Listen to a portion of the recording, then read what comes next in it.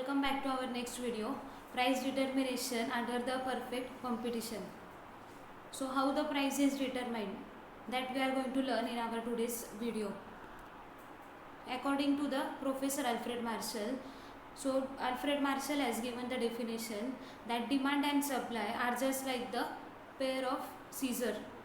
Just we can say that as two blades of the scissor are useful to cut a piece of cloth, and with only one blade we cannot cut the cloth only.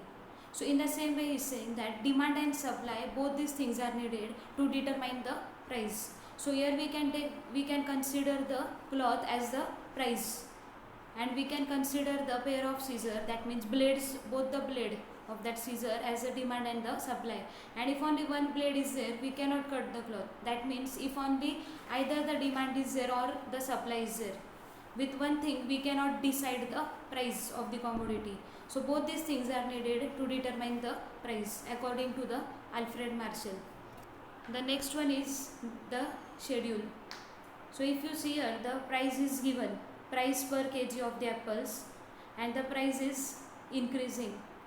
And as we know the rule that as the price increases, the demand will start decreasing.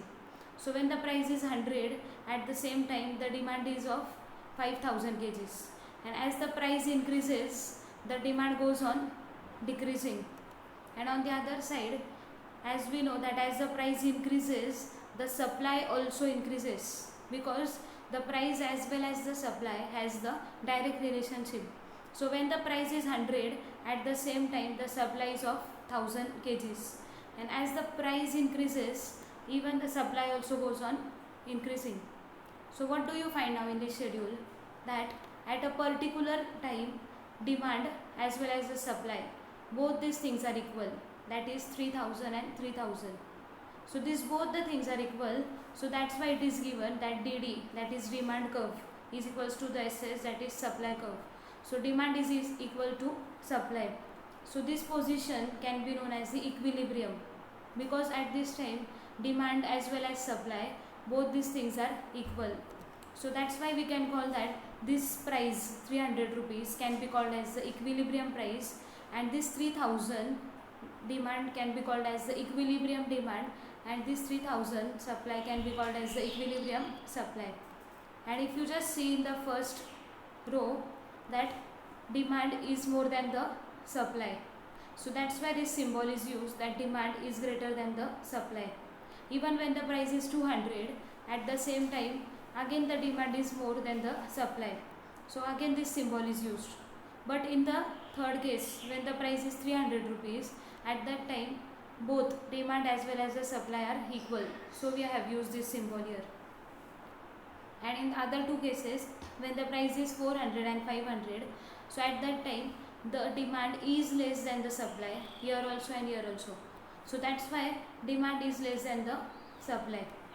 So what do we understand from schedule? This is the equilibrium price, equilibrium demand, and equilibrium supply.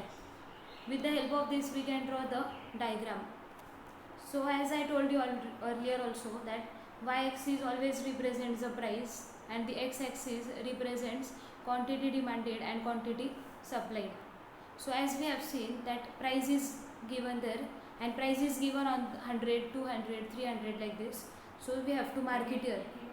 And on the other side the demand and supply is given, which is given in the thousands, so that's why from 1000 to 5000 we can do the marking. So from the schedule, if you see there, that when the price is 100, so at that time we will just now study regarding the demand side. First we will draw this curve, then we will draw this side curve. So when the price is 100, at that time the demand is of 500 kgs, and when the price is 200, at that time the demand is of 2000. And afterwards, as the price increases, the demand goes on decreasing, and at the end when the price is 500, the demand is only of the 100 here, if you see 100 kgs. So that's why the demand curve slopes downwards from left side to the right side. And on the other side, if we see regarding the supply, when the price is 100 rupees, at that time the supply is 1000, and when the price is 200, at that time the supply is 2000. So as the price increases here, even the supply also increases, and the supply curve shifts upwards from the left side to the right side. So in the same way you have to give that explanation. And the demand curve, and this is the supply curve which meets in the equilibrium point here.